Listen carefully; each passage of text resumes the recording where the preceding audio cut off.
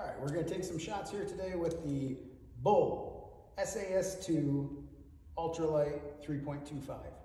Do have the Romeo 0 mounted on top. We're gonna go ahead and take some shots.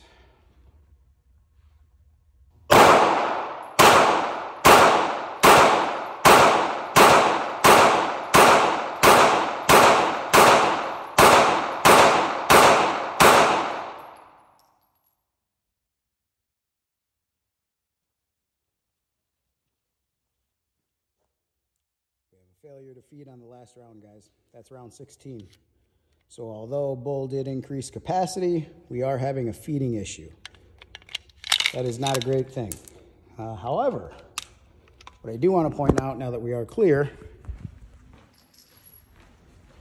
is look at these shots, guys. We're standing at about 7 to 10 yards,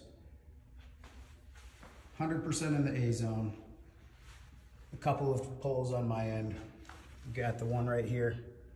That was a little bit of a pull and a jerk, and that was definitely a dip before I saw my sights and my target align themselves. But other than that, we have some very good accuracy out of such a small package.